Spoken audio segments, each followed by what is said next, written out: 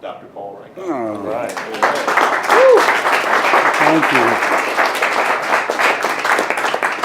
Thank you, man. I appreciate that so much. Thank you. Yeah. Thank you. And Joshua Kors as well. Yes, please. Who will moderate this whole thing. Thank you. Class of 2001. Class of 2001. Welcome, everybody. We've been working a long time to get this going. It's so generous of Paul to spend his time. Little chair, big guy. I had a lot of notes prepared, but actually I think I want to spend the next hour just on being the most powerfully dressed man. Yeah, that's not true at all. That's not true. That really sounds very good. Yeah, I mean, if that's not an Amherst grad in action right there, right? From like Sophocles to giving me shit about my clothes in like a 5-minute period. But if I may, I just want to thank Jeffrey because we I think originally met on Twitter, right? Which is like, yeah. I mean, I don't think that when I went to Amherst, that's something I ever could have imagined was like meeting someone on Twitter. And actually, as a fellow activist, we've gone back and forth a bit on social media about this too, is what are you, what am I in this new context of the political dialogue? But he's a really important voice. And if you think back to when we all went to Amherst, if you didn't go to Amherst, the whole terrace radiant, let them bring light, right? You're using your platform to do good and to challenge power and to throw some punches. And I think that especially this time, it's very important. And there are a lot of people who didn't give a shit and didn't go to Walter Reed or had some kind of mixed feelings about the people or the war or whatever, and you've been able to be a critic and still be a supporter, and amazingly talented and had an incredible career. But it's an interesting time, and you don't have to. From where you sit, you don't have to throw punches, and you don't have to be in. But he's in the arena, and I think that's part of what I learned at Amherst was that it was important. We had a kind of an obligation to be in the arena, and I'm grateful for that, and I'm thankful to have your friendship. So. Another round of, he's much better dressed than me, by the way. But, Well, yeah. Ask him about his lacrosse days, too. Yeah. You didn't know he played lacrosse, right? I didn't know that either. But, yeah. Thank you, though, man. Yes. Yeah. Well, my thank Please. you to Jeffrey Wright, too. And if anyone wants to press him for spoilers about Season 2 of Westworld, they can find him after the show. Can I put this down? It's really fucking weird to like have a picture of yourself. Sorry, yeah. And that also makes me feel old, so yeah. So I want to get into some of the current stuff about the political situation, the challenges facing veterans in the Trump era. But before that, I have to start with you and me. Yeah, please. Paul and I have been friends since 1996, and I don't know if you know the full of this story, but now's as good a time as any to tell it. Is this a roast or is this a conversation? It's like, shit, uh-oh. You're not talking at all tonight, like no way. When I first got to Amherst, I'd been editor-in-chief of the high school newspaper. My intent was to get a slot on WAMH, the Amherst radio station, and I came, I schmoozed the news director. She said, "We love you. You got an hour," and I'm like, amazing. And I stepped into my dorm room, which was maybe 30 seconds old at that point, and the phone rang, and I thought, who the heck is this? I've never even been here. I pick up the phone, I say hello. He said, "Who the hell do you think you are taking my radio hour? You're not getting shit from me. In fact, you're not getting shit at all." And I was like, huh? I hung up the phone. 2 minutes later, I get a call from the news director. We've rethought our decision, and we've decided to leave the hour with Mr. Paul Rieckhoff. And that is how I met Paul Rieckhoff, by accidentally trying to take your hour and being the worst for wear. So I don't remember that. Yeah. Later, there's a lot about Amherst I don't remember, but yeah. Later in 2006, so 10 years later, we happened to be living about a block apart. And my brother, who is a journalist who has covered war in Iraq, was going to a party at Paul's house. I went there, I threw out the idea of volunteering for the organization, and lo and behold, I started writing stories about soldiers. Soldiers would tell me their stories, and I realized, whoa, as a journalist myself, there's really something here. I kind of fell down the rabbit hole, and 1 decade later, I had spent a decade telling soldiers' stories. It was really just a natural growth out of volunteering for your group, which is doing so much good for so many soldiers. So, Can I tell them how I met your brother? oh, yeah, please. So there I was. I was in Baghdad, Iraq. I had an infantry platoon. It was a very tumultuous time in Iraq. It's pretty much always a tumultuous time in Iraq. But at some point, I got a word from someone in our chain of command who was like, hey, there's a reporter here. And that would happen from time to time. And that's like being told you have a disease. Like, it's terrible. No one wants to hear that a reporter's coming and that you have to be assigned to it. So I was one of the few people that I guess they felt was articulate. They didn't know where Amherst was, but they knew it was a fancy school and I had gone there. So at some point they said, okay, you're going to get this reporter. And we were assigned at that time a 60 Minutes crew. Right. Which is also like 5 guys with cameras that are like 5 times the size of that, and you're dragging them around the heat. So it's like dragging along a ball and chain. And at some point when he was on patrol, he said, so where'd you go to school? And I said, Amherst. And he goes, you didn't go to Amherst. And I said, no, I did. He goes, what the hell are you doing in the Army? And he was convinced that I went to UMass and not to Amherst, which we've all gone through a million times, right? And I said, no, really, and I was attached to a Florida National Guard unit, which is like very unlikely at that point for an Amherst graduate, especially at that time. But that's how we met. And then he mentioned to me that his brother had gone to Amherst, and he ended up following us around and got this story that you might be able to find online, but it was a 60 Minutes 2 story when the insurgency was first starting. And the story was like, is there an insurgency, right? Like, this is how long ago it was. And they managed to catch a story about 2 of my guys who snuck off on patrol and married Iraqi women, which was... When I was volunteering for Yeah. IAVA, Yeah. doing this series of Through the Eyes of stories where... Oh, you did Blackwell's story, right? I did actually 2 different stories. Yeah. One was a soldier had been stationed in a hotel on the border with Syria, and he married the towel girl and took her back to Ohio. There was a lot of beauty in the course of a lot of ugliness. Yeah. There was a guy named Sean Blackwell who met his wife Ahee on a patrol, and then it's a beautiful romantic situation, and they were torn apart by the Army, and then he later, after he got out, basically she was smuggled out into Syria, I think, Syria or Jordan, and he met her there on the border, and your brother also was there to film that, I think, either for 60 Minutes or someone else. Right. And then at one point they were living in a place called Baghdad, Florida. Well, They were. Life I mean, comes you full can't, circle. yeah. But they now live in the States, and they have children, and they're happy, and they're on social media, and they're very active as well, criticizing the direction of our country. But they're an amazing story. And maybe to bring this back, part of what Jeffrey touched on is I don't think people think about how much love is in war and love is in combat and generosity is in combat. I was at the Pentagon a few months ago in a meeting with General Mattis, who you all know who he is. He's not the mad dog that President Trump portrays him as. He's actually kind of a warrior scholar, and he's a very thoughtful, intellectual. And I was struck by how much he talked about kindness, and he talked about generosity, and he talked about love. And that is, I think the side of the story that we often don't get to tell, even if only the generosity or love between a unit, and a type of selflessness that you really don't see that often.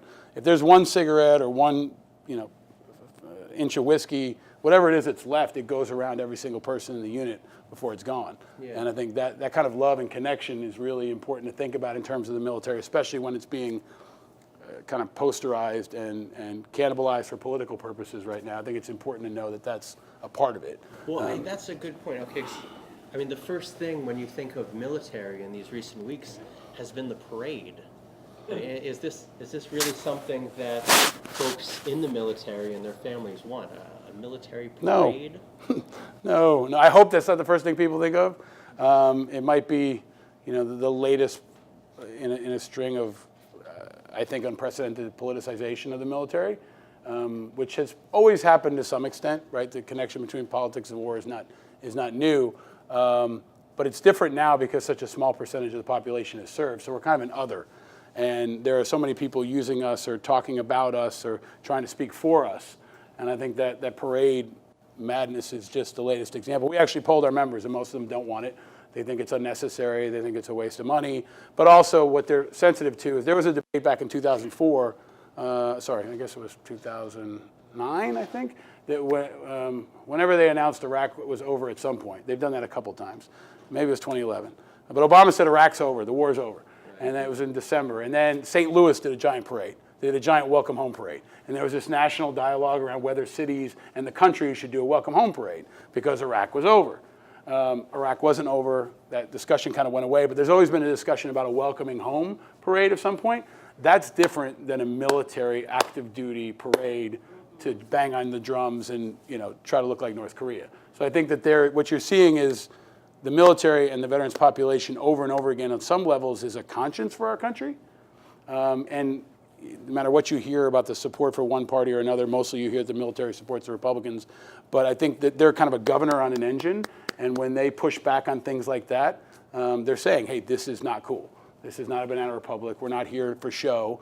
And we have plenty of other shit to do than to be at a parade on July 4th weekend. And if we have one on July 4th weekend or Veterans Day, we'd probably like to have the weekend off and go drink and watch Westworld. But Or we could put this money to veterans benefits. Yeah, I mean the money's minute. It's like $30 million, which in Pentagon terms is like nothing. That's like $30 at Amherst. It's like, think about it in terms of like the Amherst endowment, right? Like that's what the Pentagon is like. So the financial resources are limited. It's more about what does this mean? This is not what we do. Right. This is not what Americans do. And especially when it's got such overt political undertones, you're going to see people from all parties push back. And that's what we've seen when we polled our members. You can look at it on our website. If you're tweeting tonight, you can find it if you use the IAVA Twitter handle. But it's an important example of what's been a continuing trend over the last really year and a half, and especially with Trump, of politicizing the. You think about the national anthem, you think about the Gold Star families, you think about the campaign, even kneeling, right? Even during the campaign, I think Trump was brilliant in recognizing the populism of veterans and military. Whether you support him or not, he was onto something. He knew that it was maybe the ultimate populist issue. And that is powerful, especially in America. And Clinton never really caught that. She never, people would say to me, well, Donald Trump supports veterans. I said, well, how do you know? He said, well, he says it all the time. And sometimes that's enough. But he did say that over and over again. And he's recognized something very unique, which we have a saying at IAVA that we've used for many, many years. Babies, puppies, and vets. There's no one that's more popular than babies, puppies, and vets, right? Like no politician is going to say anything bad about babies, puppies, or vets. It's just unpalatable.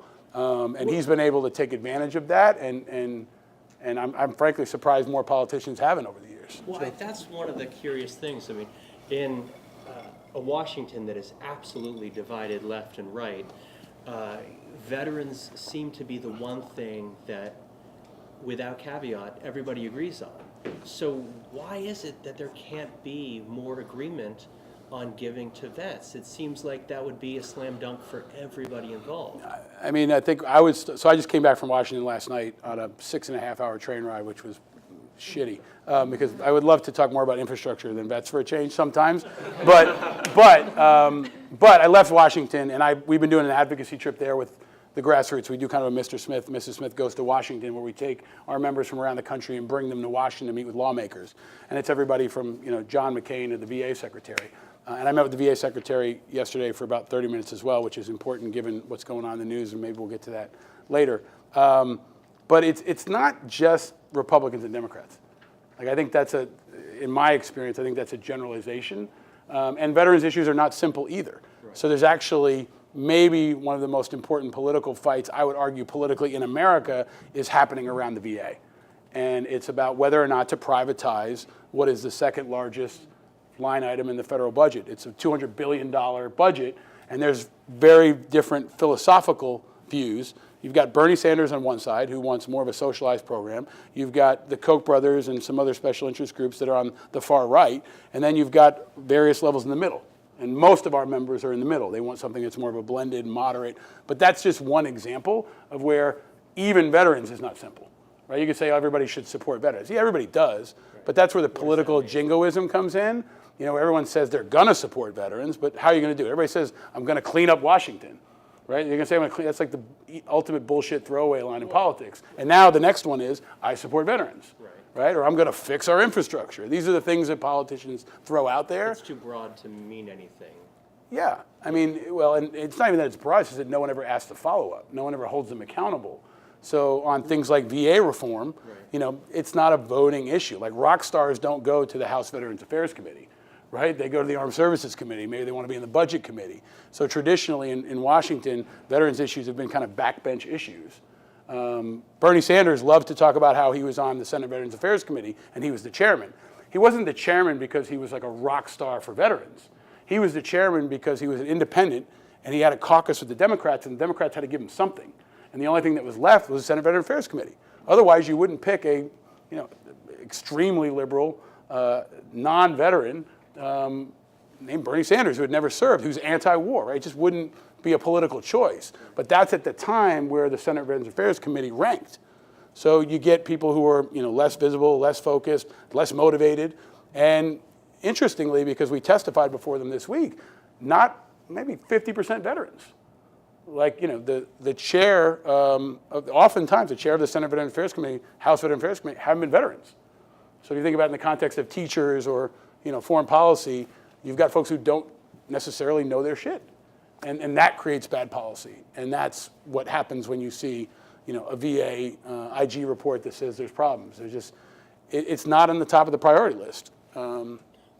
Let's back up a step. I mean, Yeah. You're the founder of Iraq and Afghanistan Veterans of America. There might be some people here who don't know what that is or what its mission is. So you want to explain that? Sure. So we were founded in 2004, and I mentioned that we've been going to Washington for this kind of organized, coordinated trip multiple times a year for about 11 years.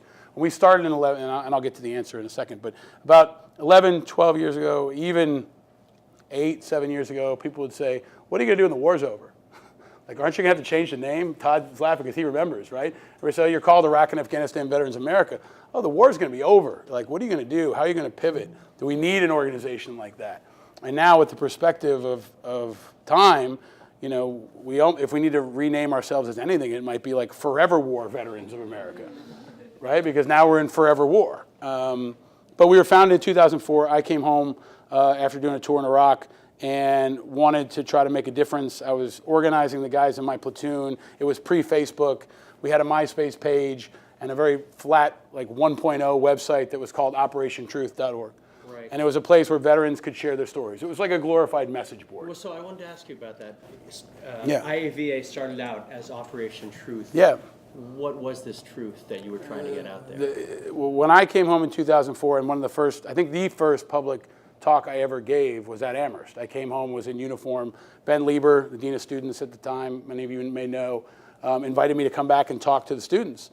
And I didn't know what kind of reaction I was going to get. At that time, you know, there's at least one Amherst grad, yeah, there he is, who served in the Ranger Bat, and you know, has since the last 5-6 years, a number of vets have joined. There's a couple SEALs, but this was 1998 when I graduated, and it was before 9/11. So Tom Garrity, the president, I remember sitting down with me in Valentine saying, "You're doing what?" Like, a recruiter walked into Valentine wearing a military uniform, and at that time, I wrote about it in my book. It was like someone beamed down from Mars. Everybody was going to consulting and banking, and I eventually did that too. So it was a different time. But the truth that you were Yeah, but the truth was what happened. So in 2004, when I came home, Sean Hannity argued with me on television that I was really not telling the truth, that we actually had body armor, that there wasn't an insurgency, that there was a plan, right? So in that time, there was no one on TV, there were no members of Congress, there was no one leading a national discussion who had actually been in the wars we were fighting in. And it seems like a basic thing, but it wasn't happening. And so at its very core, we were about representing the truth of the experience, the ground truth. And that's what, you know, Jeffrey's seen in some of the work he's doing with Theater of War and these other forums. There's a need to tell what happened. And that need was important then, it's still important now. I mean, we call it Forgotistan. We joke around and call it Forgotistan because, you know, when was the last time you really saw a substantive piece on television or in the media about what's happening in Afghanistan. I was in Washington yesterday. There's no debate about whether or not we should stay in Afghanistan, whether a status of forces agreement is necessary. So I think it cuts to a very core point that, and maybe that's where this discussion is going more broadly, is it's not just about veteran stuff. This is about like the core, the soul of America in this era. And are we okay as a nation with essentially a warrior class that didn't include people from Amherst until recently, just going to war again and again while everyone else is watching the Kardashians? And that part of the truth hasn't changed in the 13 years or so we're doing this kind of work. I think there's also been a great shift in America's feelings about the mission, about Iraq, about Afghanistan. And for me, that draws me back to your book. You mentioned it a moment ago. If you guys haven't read it, he wrote an amazing book called Chasing Ghosts about the ground truth in Iraq. Austin Serrett would have hated it. He would have ripped it up. He asked me when I was a freshman if I was dyslexic.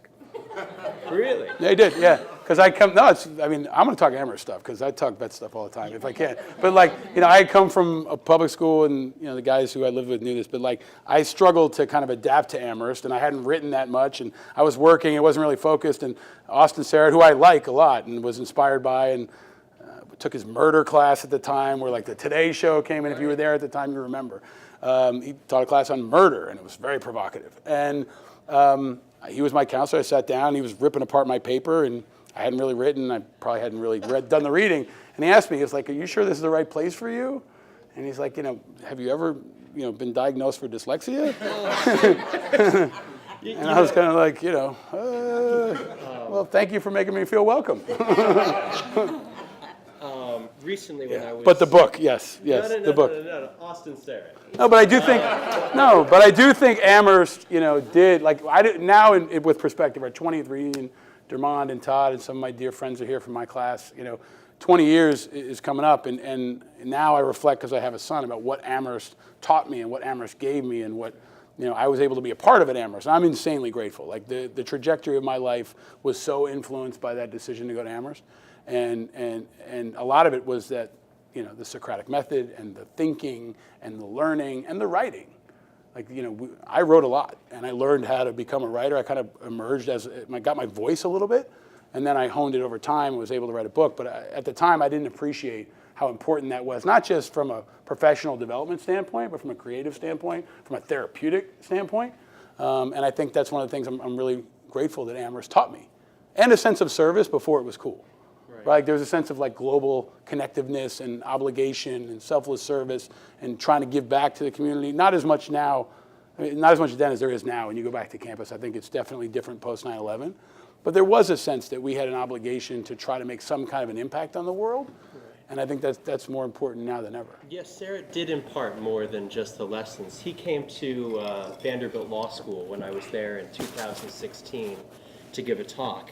And I came up to him and said, when I was at Amherst, everybody was afraid of you. And he said, what, are you kidding? I'm just an old Jewish man. But, so, speaking of your dyslexic terrible writing, I wanted to give you this. This is the first page of your book, Chasing Ghosts. And I was hoping you would read the first two paragraphs for us. This, I think as much as anything, even though this is now a decade old, it starts that reflection, I think, that was triggered for the entire country about what is Iraq, what are we doing there, and how do we feel about it now, a decade out. So start with this. I didn't know I was going to do this. But context, 2006, May is when my book came out, and it was the 2-year anniversary of when I had given a response to President Bush's Mission Accomplished speech. So I got home in 2004. May 1st was the anniversary of the Mission Accomplished speech. Some of you may be too young to even remember that. But I was one of the first people to challenge and criticize the war and Bush in particular and the conduct of the war. And so 2006 is like ancient history. But chapter 1 is George Bush had better be fucking right. And I started with a line from Tim O'Brien. If you've never read Tim O'Brien, I highly recommend it. And if you want to start with The Things They Carried. It's really, I think, one of the most important pieces of literature, period, but definitely one of the seminal pieces of the Vietnam War. The Vietnam veterans feel like it's really important, especially. And Tim O'Brien wrote, if you don't like obscenity, you don't like the truth. If you don't like the truth, watch how you vote. Send guys to war, they come home talking dirty. So I started the book with, George Bush had better be fucking right. That's how I began my journal on April 3rd, 2003, writing in pencil in an Army-issued notebook with mint green pages, leaning in on deliberate, hard letters. I underlined better and penciled over the words again and again until they wore through the tactically colored paper. On March 19th, just 2 weeks earlier, the United States had launched the first airstrike of Operation Iraqi Freedom. Troops on the ground had invaded Iraq the next day. I was now off to war for reasons I feared were bullshit. So now, 12 years later, it almost seems like what was a radical statement at that point has sort of come full circle. And I almost think that it was Donald Trump that did it. I mean, he stood up there in the Republican debates and said this was a mistake. In fact, he even tried to blame it on the Bushes, right? Said, you guys did this, and anyone's a weakling to go along with that point of view. The whole party switched with him, and I think a lot of Democrats earlier had come to the point of view that we love the troops, but this wasn't tactically the right approach. I mean, looking back on it now, I mean, I'm reluctant to give Trump credit for that, but I think what I will give Trump credit for is uniquely understanding populism. And so what he was recognizing is that the country was there. And that was most importantly because of the same reason we talked about the founding of IAVA, because of the veterans. Like, we came home and educated the country. We educated the country about the civilian-military divide, about what happened in Iraq. We were the default expert on Islam in some areas. I mean, we were really trying to make sense of this for America. And I think, under incredible pressure. I mean, for the young vets that are in this room, and maybe not so young anymore, you're kind of like a translator for a foreign language, especially a foreign culture, especially in this generation. So, I give, the vets who came home and the Vietnam vets who kind of created an opening for us. The Vietnam vets did something very, very important. Like, they got the shit kicked out of them, like publicly, personally, emotionally, physically. And the way they were treated was,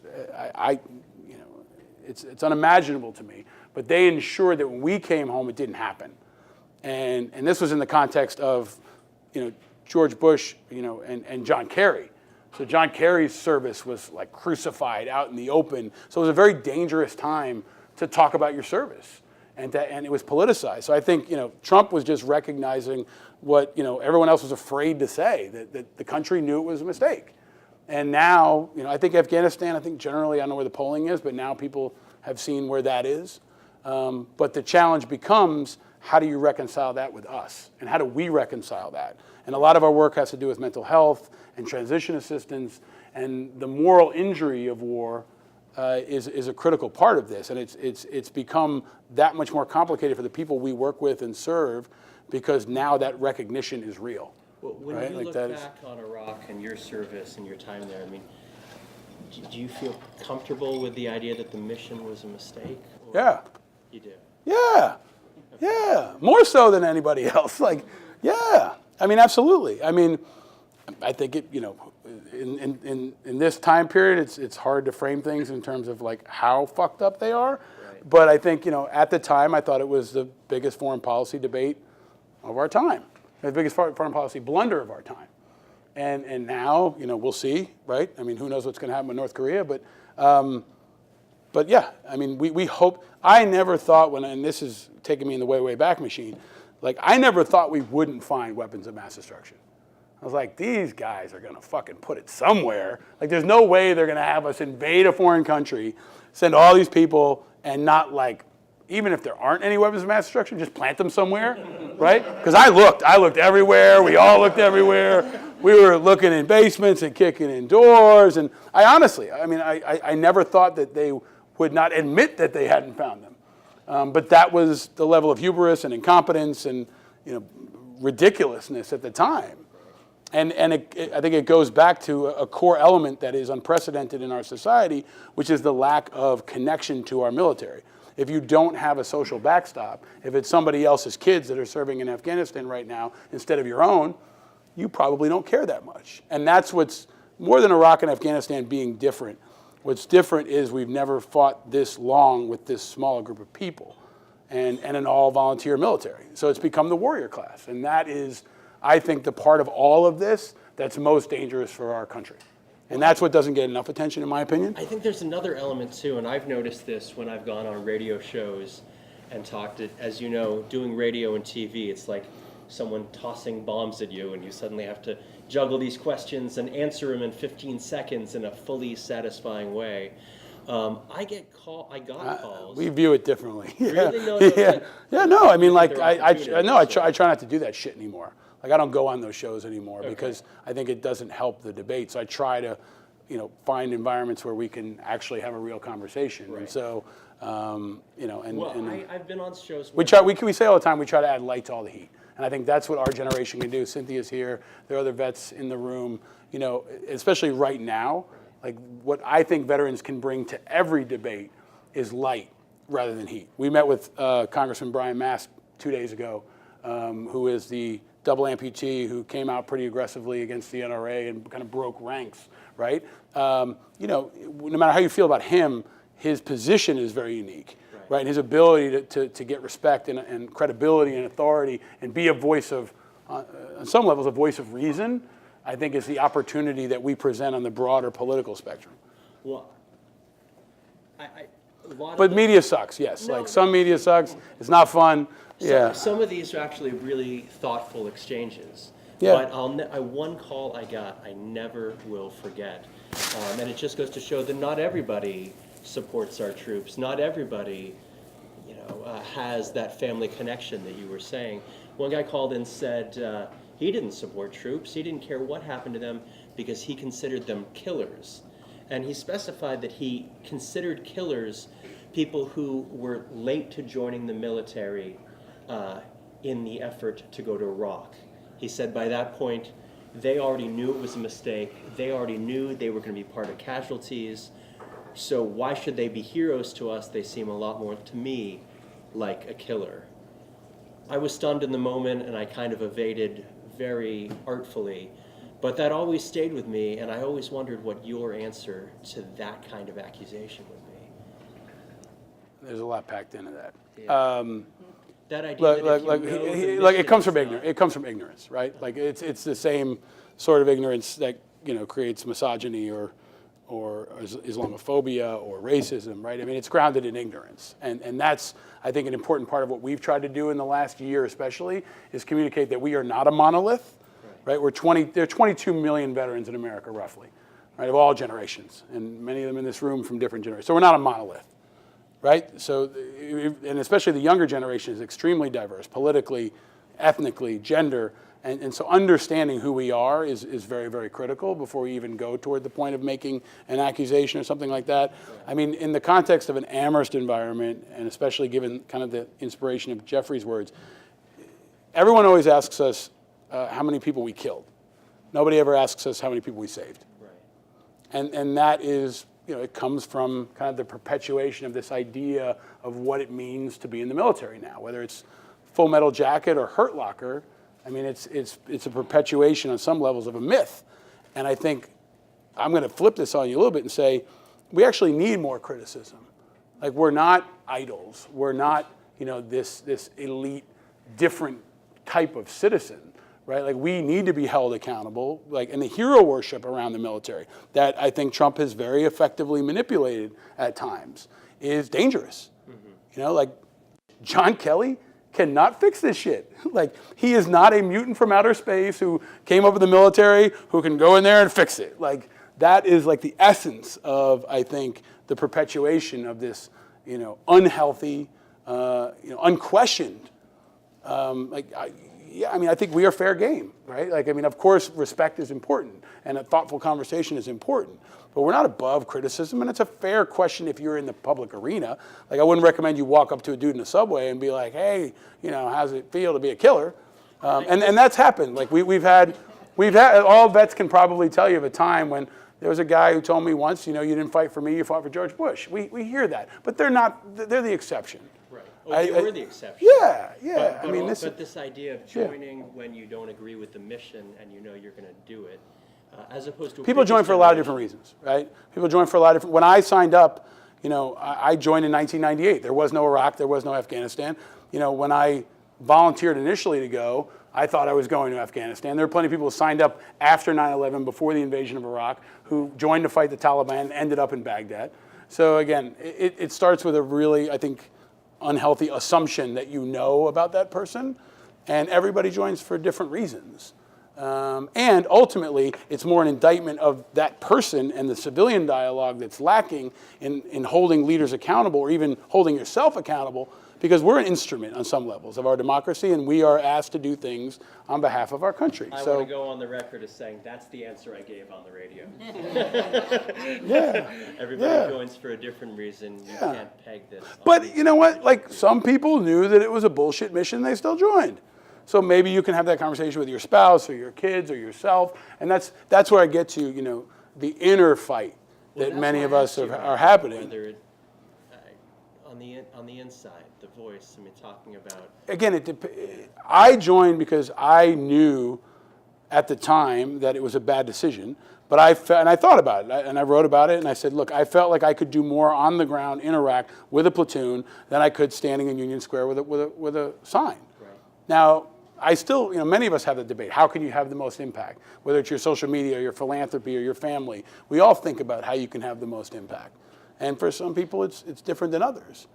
Some people went to Iraq to be a corpsman, to be a medical specialist who was there to save lives. Some people went as a translator, right? There's a lot of different reasons to go.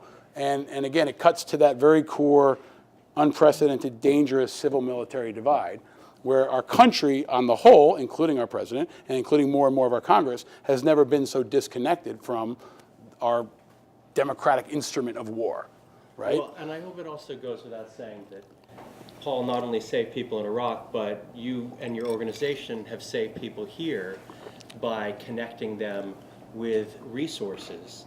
IAVA shifted from Operation Truth, an effort to get into the public mainstream a ground truth of what is happening in Iraq, to actually being sort of both a network and a services organization for thousands and thousands of Iraq and Afghanistan vets. Do you want to talk about some of the services you're most proud of? Sure, and as someone who deals with trauma and war, go get a drink if y'all need, because there's a bar over there, and don't feel like you can't get up and go get a drink, because I mean that. Like, this is heavy stuff, and the point is, every generation has had an evolution of what is traditionally called a veteran service organization, right? And this goes back to the Roman soldiers crossing the Rubicon. There's always been a social network, a tribe, if you will, of people who have served and try to find ways to stay connected. And we are the evolution of the VFW, the American Legion. In the old days, you had a bricks and mortars VFW hall where they drank beer and told war stories and tried to look out for each other. Our model is one that's based on the internet. And we're able to have that connectivity using new tools, but it's the same thing. It's a sense of community and connection, and then also a sense of empowerment.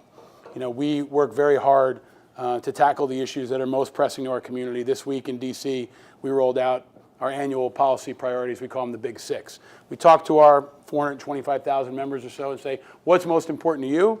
Cook it all down into something that we can communicate to the president, to the national media, to all of you. And so our Big Six are continuing to fight suicide. 20 vets a day die by suicide and mental health more broadly. Continue to recognize and support women veterans. 20% of our generation are female veterans. They consistently report that they are under-supported, underappreciated, under-recognized. So we launched a campaign called She Who Born the Battle. Defending the GI Bill. Believe it or not, people are actually trying to cut and add fees to the GI Bill, which is maybe America's best return on investment in history. Continuing to defend and reform government. That means VA, DOD, and all the different parts of government we touch. And then we have two what we kind of consider initiation campaigns. We want to break the seal and start a general national conversation. And that's burn pits, which is toxin exposures, overseas and in many different kinds of service. Medical waste, military waste is burned, just up in the sky. If you know about the 9/11 symptoms that have been associated with first responders, it's similar, maybe. But we think this could be our generation's Agent Orange. Over 80% of our members feel they have been exposed to burn pits and may have health effects. And the last is empowering veterans to access medical cannabis. Over 80% of our members, and they are diverse, they're about 45% Republican, about 30% Democrat, high percentage of Libertarian, a lot of independents, and their average age is about 31 years old. And they are, I think, a kind of a voice of reason on many issues, and this is a good one. Like, they feel cannabis is important. They feel like they carried a weapon and went overseas to die, and if they can use cannabis to treat any of their issues or ailments, they should have access to that. So those are the big six, and they're on our website. That's what we focus on from a public policy standpoint, from a public awareness standpoint, and then from a direct service connection standpoint. So if someone comes to us and they've been exposed to burn pits, or they have mental health issues, or they want to find a job, we empower them. And at the end of the day, the long story short is we believe that veterans are not a charity, they're an investment.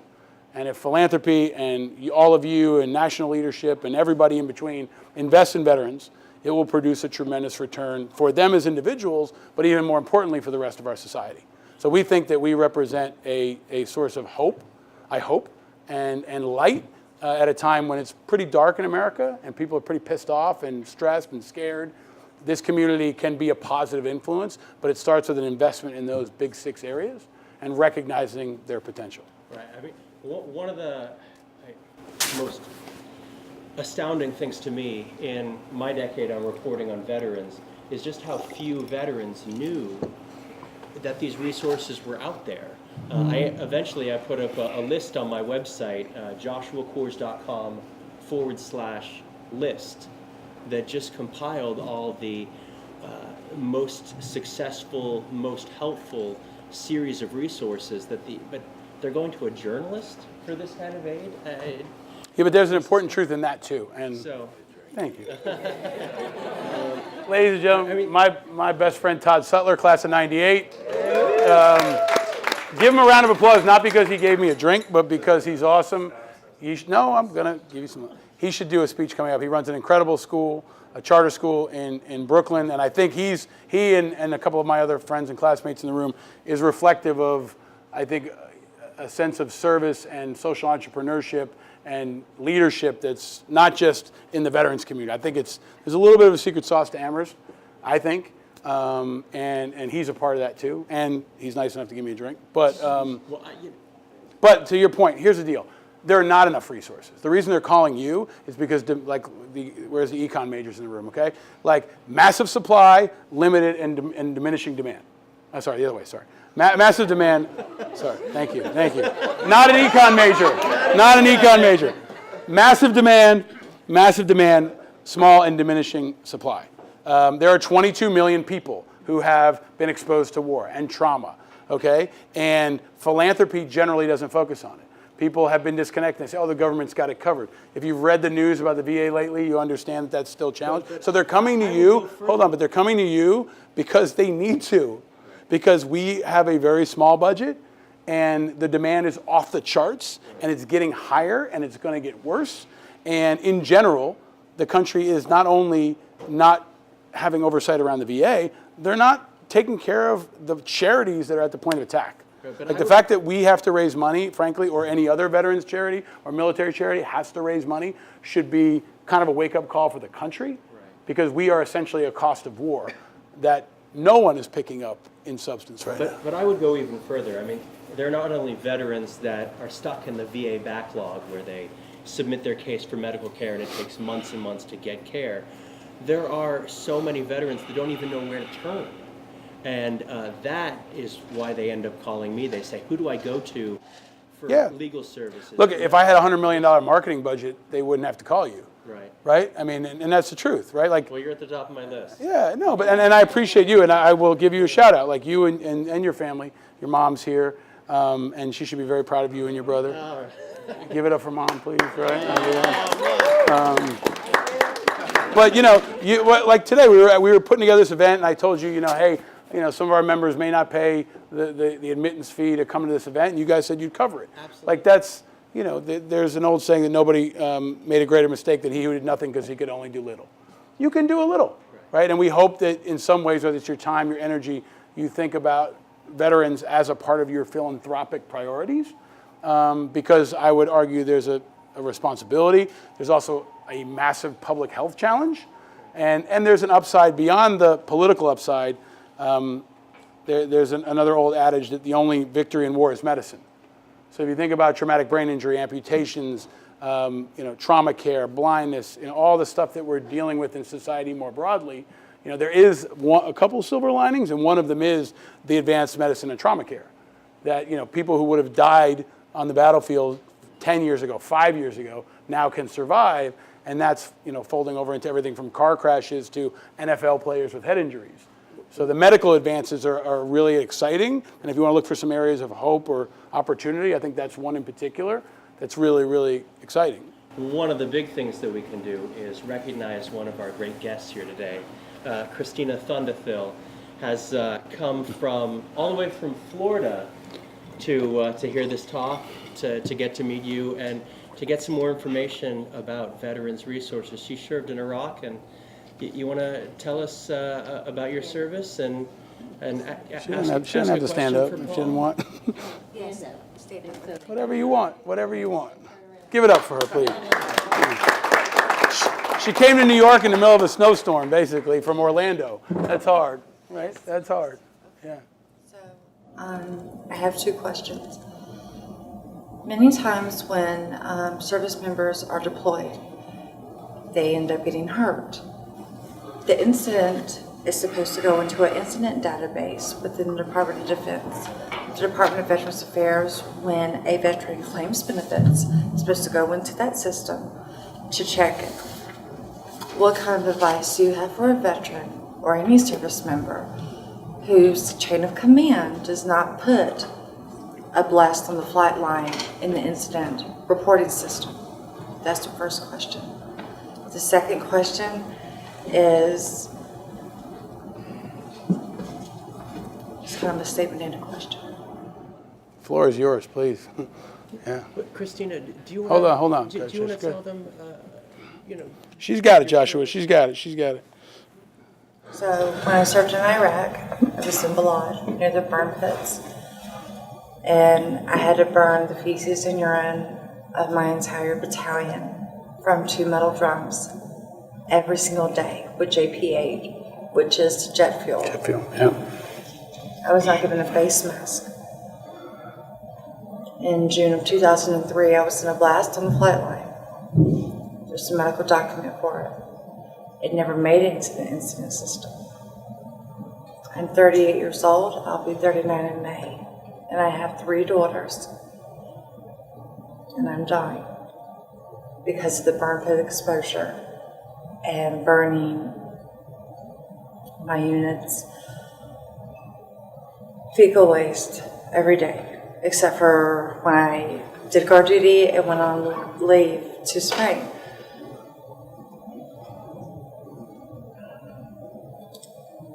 Because the VA didn't fix it,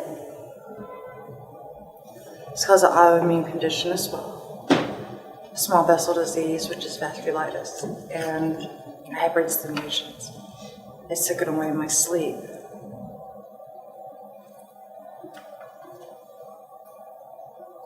What kind of resources do you have to help female veterans and even male veterans that are suffering from lung issues from the burn pits and doing what we're told? Yeah. Those are my questions. Yep. First of all, thank you. thank you. So I've been doing this stuff for about now 13, 14 years. What you did is really hard, and I'm not saying this is not patronizing. Like just standing up. We talked before this, and you told me your story, and I know that it's very important for everybody in this room to hear this. But on a very basic level, what you're doing is so hard and important for you to share your story that I want you to know how grateful I am. And how grateful I know the other veterans in this room are. To be the one to stand up and share your story is a very difficult thing, and it's a tremendous form of leadership and sacrifice, and I want you to know I'm grateful for it, and I know the people in this room are as well. We talked a little bit beforehand. I want to follow up afterward. I mean, on the burn pit issue, we need help. We need reinforcements. 80% of our 400,000 members feel like they have adverse effects. They are not as acute or far along as you seem to have, I think, for the most part. But we'll talk afterward, and I'll see if we can find medical resources within our network. And the one person I mentioned in particular, I think, can be helpful, I hope. For people Hold on, let me answer. And then secondly, the burn pits are our generation's Agent Orange, right? Like, you all live in New York, and you know, you're coming from. You all hear about the firemen, okay, and the firefighters and the cops. So I go and get an annual 9/11 first responder physical every year, and I went this year to get an X-ray. And there's a guy named Mike who takes the X-rays every year, and he said to me, and I recognized him, I saw him, and he said, "Hey, it's good to see you back." And he goes, "Yeah, there's not too many of us anymore." Like, that's real. Like, firefighters are dying. You know, cops have died, civilians are dying. Like, the toxin exposures that we saw in 9/11 are real, and that is what, on some levels, we don't know what level, is going to happen for people who've served in Iraq and Afghanistan post 9/11. So, sorry? So burn pits are you know, similar to what she described. When you're on a military base, it could be in Balad, it could be in Saudi Arabia. You've got a bunch of people living in kind of like a tent city, right? And you could have ammunition, you know, human waste, medical waste, all kinds of shit. Body parts, right? And they're like, okay, we got to get rid of it. You're in the middle of the desert, you're in a remote area, you don't want the enemy to get it, so you assign someone, especially in the earlier days of the war, you throw jet fuel on it, you burn it off. Like, you guys saw the Vietnam movies where you'd have a guy burning shit in a garbage can, right? Like, that's the evolution of burn pits. Are now like a half acre or an acre burning nonstop, and you're sleeping in that, and you're breathing it in. And you know, the cancer exposures, the cancer numbers are going up, and we don't know enough about it. So you can see on the way out, our entire section on burn pits has to do with research and expanded resources. But they didn't recognize Agent Orange till, I think, decades later. Presumption for Agent Orange at VA didn't happen until after 2000. Then there's something called Gulf War syndrome, which was another kind of toxin exposure thing that people, decades later. So on the macro level, you just educated a lot of, it's Amherst, I hope, a lot of influential people who now know about burn pits and can stand with us. On a policy side, we're going to fight for it. On an individual side, I hope we can connect offline. But look, guys, you're not off the hook, right? Like, this woman was brave enough to step up. She's got 3 kids. She's got real health issues. Amherst community is strong. So I hope that before you leave tonight, you have a lot of business cards and phone numbers, and the people in this room will help you beyond what I can do. But it's a long story for us to tell. I think you're very brave in telling it. I'll do all I can to support you, but I think the other folks in this room will as well. And important to note, too, our organization is 20% female. We talked about this a bit, too. Our leadership's almost 45% female. I'm going to call out Cynthia Fana, who's in the back of the room, who's an Army vet, who's a part of our leadership. But we have been ferociously focused on recognition and support for women veterans. One of the most important fights we've got right now is a symbolic one, but it's a cultural one. Since last year, we've been fighting to change the motto of the VA. The motto of the VA, you're laughing because you know, right? So about 5 million people use the VA. Hundreds of VA facilities around the country, maybe you've driven by it. There's one on 23rd Street, right? Every VA facility in the country has a motto on the wall from Abraham Lincoln. And it was put on there, I think, in 1959, not when Abraham Lincoln said it many years ago. 1959, someone said we're going to put Abraham Lincoln's logo on the wall of the VA at that time, which wasn't a cabinet-level department, and it's for his widow and for his orphan, for he who borne the battle, for he who borne the battle. It's a sexist motto. It's not intended to be. Abraham Lincoln didn't say it to put it on the wall of the VA, but it's been on there ever since. And it's the phrase on the wall of your home. And women are going there for care, for recognition, and they feel oftentimes that they're not appreciated, that they're not understood, that countless stories of people saying that they think they're there for their husband, and they've been wounded and served and all the rest of it. But the point is, we've been fighting for this motto change, which seems like common sense, right? Like, there's a private company you couldn't have unless you were, you know, in a niche market, like a gender exclusive motto. And right now the White House is blocking it.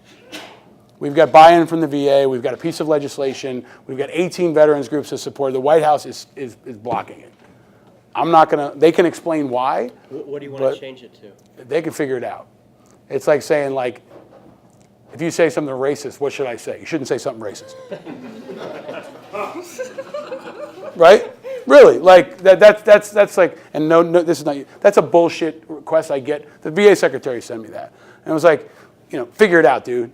Like they have an amended version that's like for them and for those, right? Or you can just, I don't know, ask the veterans what they want, right? There's a lot of ways to tackle that, but the point is, at a time where women veterans have 4 times the rate of homelessness, a higher rate of suicide, all of the social welfare indicators are more severe. They are not recognized and appreciated. This seems like a kind of a basic thing, but that cuts to the core of like what we're challenged with right now. And it has gone direct. The VA secretary himself, who I've met with, told me he was open to the change, and he got squashed by the White House. So go to shewhobornthebattle.org, spread the word, donate, contact your members of Congress. We have 82 members of Congress. I met with Senator Gillibrand yesterday and reminded her that this had not been fixed yet. And she promised to help, but that's the kind of thing that can change and will make people feel more welcome. And one of the arguments we got was it's too expensive. It might cost a couple $1 million to change the fixtures on the wall. Well, how much is one woman's life worth who might not go to the VA because she doesn't feel welcome? Right? Is that worth 20 million? Is that worth 10 million? It'll probably cost less than the parade.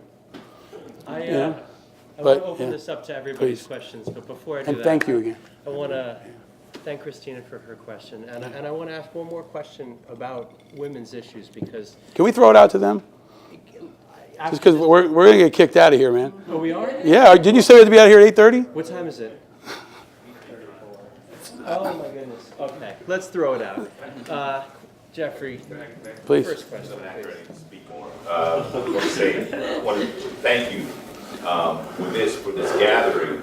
Christina, thank you for making the journey up here to share your concerns with us, and that speaks to my question. Can you give us a little perspective? And I'm going to be critical as well. Taking your lead. Please. You mentioned if you had $100 million marketing budget, what you might do. You talked about the focus of, or one of the tools that uses digital tools. The VFW, we've all seen VFW lodges and these various lodges that serve the interests of veterans. Many of us are here because we shared a common space at Amherst, and that bonded us, and that gave us a place for this exercise, Socratic practices and all. Yeah. Are there limitations in that to that digital focus?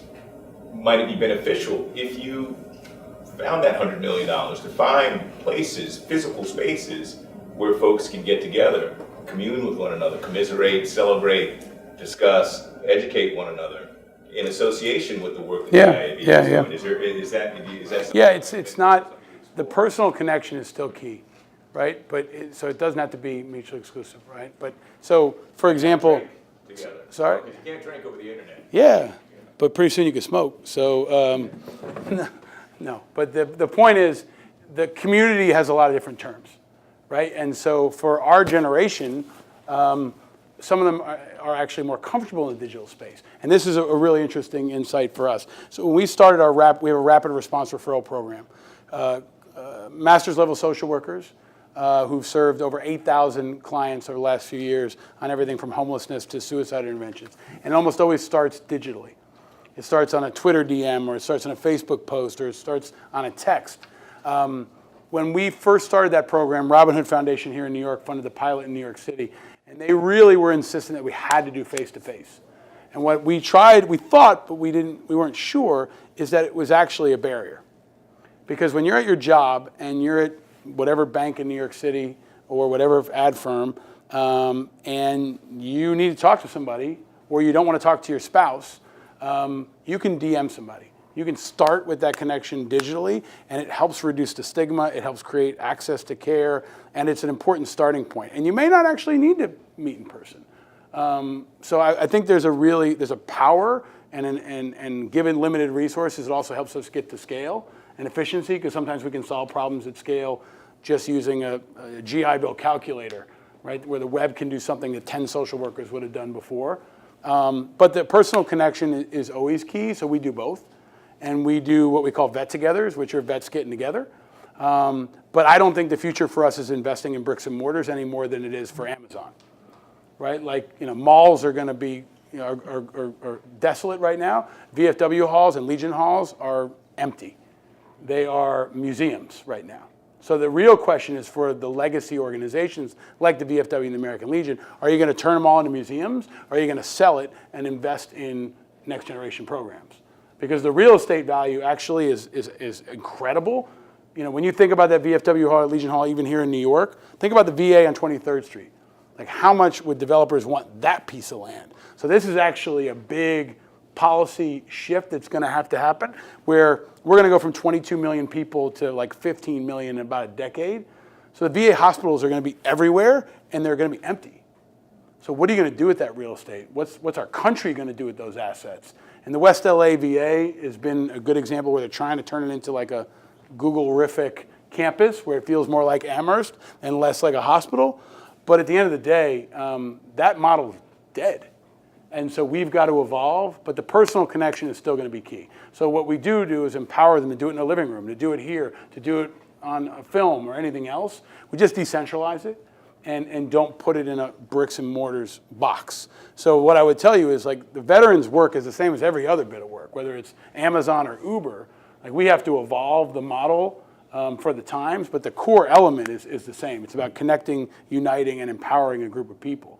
And we think that's an insight too. It could be for people who've had abuse or children with a disease. The model we have of connecting online but building off of that is what we call not just a veteran service organization, but a veterans empowerment organization. And so, and what's really important too, if I can, like, the arts and music and film is our single most successful way to do it. I can't do, hey, let's do PTSD Day. But if I was like, hey, come to an advanced screening of the next episode of Westworld, like, vets will come. And that's kind of the social lubricant.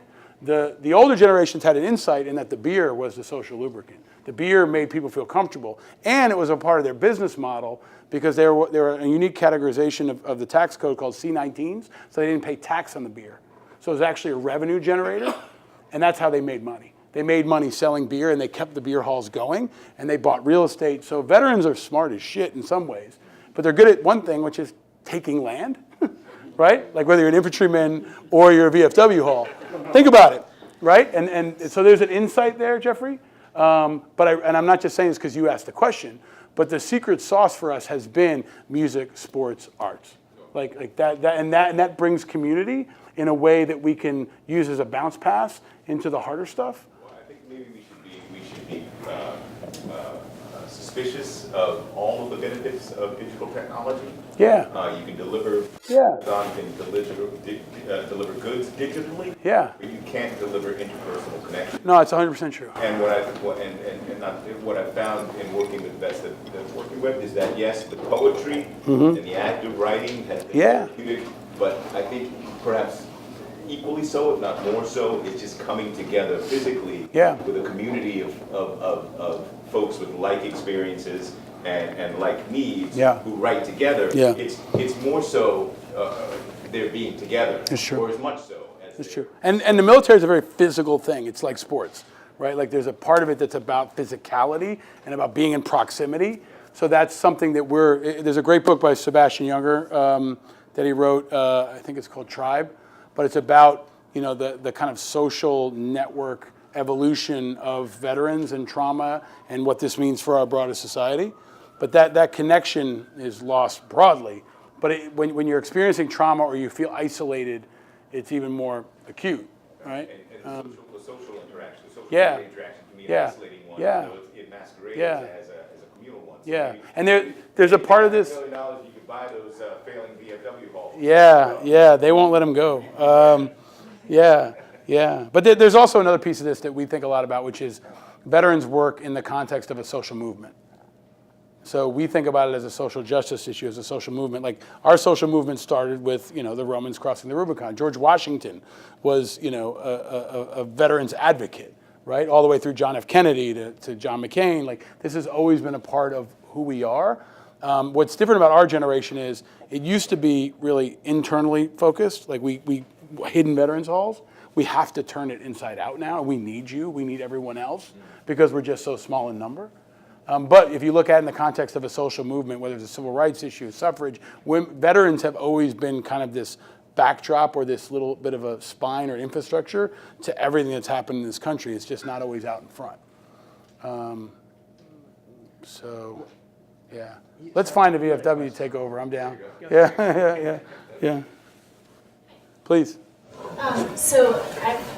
You mentioned the civilian military divide and the fact that so few citizens have served in the military. Is there support, well, what's your own opinion, and also is there support in the veterans community for drafting, basically? Yeah, I mean, personally, I am a huge supporter of some form of public service, and I wouldn't limit it to the military. I've always said Marine Corps, Peace Corps, AmeriCorps. I think it's good for our country. I think it's good for the participants, and I think to the point in some ways that Jeffrey's getting at is without military service or some kind of conscription, you're not forcing people of different backgrounds to interact, and that's in some ways the magic of some of that is people from different backgrounds being forced together. So personally, I'm a big fan, and I think we've seen. I think we polled our members on it. You can look on our website and check IAVA.org/survey. We asked them everything from gun control, VA care, mental health, employment. It's a pretty amazing insight into this population, and one of if not the deepest and most extensive survey of this population. And in general, what I will tell you anecdotally and probably support our research is that most of them will support some kind. But we also don't think the average person can make it in this military. Like even the people signing up now can't because of obesity issues and other stuff. It's true, like they can't. They're not fit enough to survive. So they've got different kinds of recruiting crises. But I think, look, the all-volunteer military is great for the military. It's shitty for America. And it's time for America to think about what's best for America and not just what's best for the military. So, please, yeah. You mentioned that you believe the war was a mistake. What percentage of your organization believe that it was a mistake? And, how do you explain to them if they've lost a limb or lost a loved one that it was a mistake? I don't know what the percentage, the question was what percentage of our members thought Iraq was a mistake. I don't know. Maybe we can ask them next year or soon. And then the question was, how do you reconcile that with the loss of a limb or a loved one? That's kind of an easy one. People don't lose limbs for the toppling of Saddam Hussein or because they wanted to invade Iraq. They serve for something greater usually.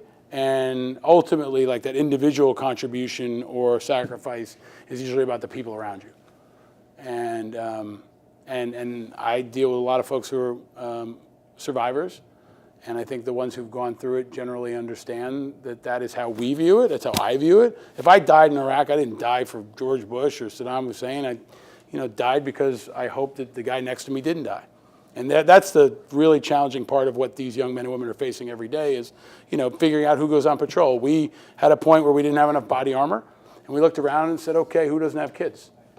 And the team did that. It wasn't authority from me as the officer. They said, okay, we got a couple days left. We don't have enough equipment. Who's got kids? If you got kids, you're staying behind. If you don't, okay, or volunteers. So the sense of community and family is even more profound on some levels. The relationship is often defined, I think, in the arts, and Brian Dories and these guys have tried to define this in theater of wars. It's not just a love for a spouse or for a brother. It's like the love of a child. Like the love for a child is kind of the way that I think I can best put into it now that I have a child. Like President Obama said, having a child is like having your heart outside your body. And that is what it felt like for me having 38 guys under my command. And when I got home, there was a relief because I was like, wow, I don't have to worry about all these guys anymore. But you still do. So, and that's my opinion, right? Like there's a wide diversity of opinions. What is driving this suicide rate? I mean, it's talking about 22. A lot of, what's driving the suicide rate? So it's a lot of things. Suicide's really complex. A really thoughtful friend of mine, his name is Lloyd Siderer, and he's a mental health expert that was, I think, like the New York State's foremost authority on mental health for the governor. And he said something really smart to me. He said, the most important thing in tackling suicide is connection and hope, a purpose and hope. Like, and that's what I see, is like it's not a secret medicine or therapy, and that's all important.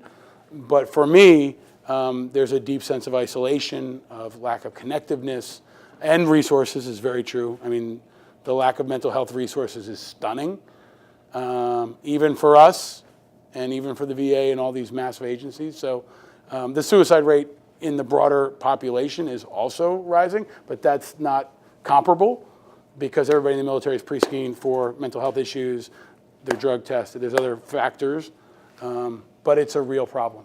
And again, tackling the suicide issue for veterans, I hope can provide insights for the broader population because we have a suicide problem in America and probably around the globe. He's in charge. Yeah. Please. No. You're going to pass over your mom? You're going to pass over your mom? We'll have him. All right, dude. That's your... Then we can end with my mom. So, well done. Well done. My question is awkward to be put already, I can tell you. What is the college's attitude toward the military these days? That's a great question. That's a great question. I could trace it. In my time, it was just avoidance. Yeah. Before that, there was a kind of valiant World War II service. Vietnam was everybody, nothing particularly unique about that. But I know the attitudes have changed, and the receptiveness to you and your process has changed some, but I'm not clear what. Yeah, so the question is, what's the Amherst College's attitude toward the military? I think your summary is accurate with an exception. Amherst was actually, so the challenging time for Amherst was during Vietnam, right? Like, and you had, like most of the country, a high rate of participation after World War II. They trained on the grounds in front of Converse and places like that, right? If I had to pick a moment that defined Amherst in Vietnam, it's when McNamara spoke at graduation and the seniors stood up and turned their back to him, which, if you know the activism history, may have been in part, McNamara later talked about how he had second thoughts because he knew how educated the students were at Amherst. And when they stood up and turned his back to him, it was actually, maybe a domino of a different kind of falling. So, I think a lot of the old guys need to fucking get over it because, Vietnam was a tricky time. And that's just me because there's a lot of animosity from the older generation of World War II veterans towards Amherst because of the anti-war sentiment. And then it was perpetuated by Don't Ask, Don't Tell, where many of the liberal arts schools were kind of twisting the military's exclusion of people openly serving and used that as validation to keep off ROTC. I'm going down a bit of a rabbit hole, but what's changed dramatically since really the last 5 or 10 years is now most of the elite colleges that had kicked off ROTC after Vietnam have now brought them back. So we were helpful at Columbia. Jim Wright was on our board, who was the president of Dartmouth. Before there was a GI Bill, Jim Wright brought veterans back to Dartmouth and created a veterans program. And I worked with Tony Marks and now with Biddy Martin to bring ROTC back on campus because I think it's about understanding. Like when I was at Amherst, there's a guy named Mike Anderson. If you were ROTC, you had to go to UMass. And if, having an ROTC program, I think, is about being connected to the country. If you don't want to do it, you don't have to do it. But the connection to the military in a time of war, never-ending war, I think is an obligation, some kind of connection. So I think Amherst's actually done a great job. My classmate, our classmate, Josh Gross, joined the military, joined the Navy, and was killed in a training accident. And after he was killed, a few of us put together a scholarship in his honor and it was endowed, I think, within like a week or two. A guy named Jacob Worrell was the first recipient of the Amherst Veteran Scholarship. Now I think they're a couple, right, like each year. And I think it's about, you know, look, Amherst is always great at finding like the elite pianist, right? Or like, you know, someone who has a really unique talent in science. And there was just this blank spot in our overall connection to the rest of the country. And I think they've done a good job of, and they've asked me to be a part of that. And I've always been treated well. I've always been respected. Amherst community, when I deployed, I was, I think, me and Mike Anderson were the only ones who had done it in like 20 years. And Dermond and Todd know. I mean, the Amherst community was there. They were great. And I think, again, we've been kind of part of a healing process with the college that was long overdue. And I hope that the World War II veterans can come back. But some of them are pissed off because Amherst let in women. Like, right? Like, there's a lot of shit going on in Amherst, right? Like, but I think they've done a good job. I think they were a little slow, but they got there. And again, it had to do with Todd Nichols was a year behind me, was a Marine Corps pilot, lacrosse player, also had a lot to do with that. But there's a group of us. Dick Hubert was another guy who was a pain in the ass for everybody for many years, but kind of dragged Amherst forward. And now you've got folks in this room who've, you know, served and then gone back to Amherst, I think, later. So it's important. Before your mother, what made you join in '98 prior to that? Just like two quick things. One was I wanted to give something back. I wanted to serve, and I wanted to learn leadership that I couldn't learn in a banking environment or somewhere else. I actually thought about the Peace Corps, or I thought about joining the military. And so I wanted to give something back. My father had served, my grandfather served, and I wanted to do something really fucking hard. Like I wanted to jump out of airplanes and blow stuff up, and it was 1998, and I kind of wasn't feeling banking and consulting, and you know I really wanted to try to test myself, and that's where I landed. And I think it had to do with my father was drafted during Vietnam. He lived in the Bronx. My grandfather was drafted in the same neighborhood in the Bronx for World War II. So I was like the old school military family. Like we didn't live at Fort Bragg, but every American family was a military family back then because you couldn't escape it, especially in World War II. So that's what it was for me. I think everybody joins for different reasons. We're going to end with my mom here. Yes. Okay, I heard. And thank you guys for hanging in with This us. has been great. I heard you talking to fresh air about Bush's comments, bring it on. What do you think of Trump's comments about North Korea? About that Kim Jong Just is everything, his short whole and fat. attitude. Yeah, Just rocket man, yeah. Rocket man. look, I mean, it cuts. It's not you. Well, it is unique to Trump in some levels. But there is kind of a flip attitude toward our military in general. I mean, you know, if it's like, oh yeah, just go into Syria or just, you know, bomb Iran or like whatever it is, it kind of comes from a really deep-rooted disconnect, I think, in our broader society. But his manipulation of the military in a political sense is on some levels brilliant, but on other levels just, you know, dastardly.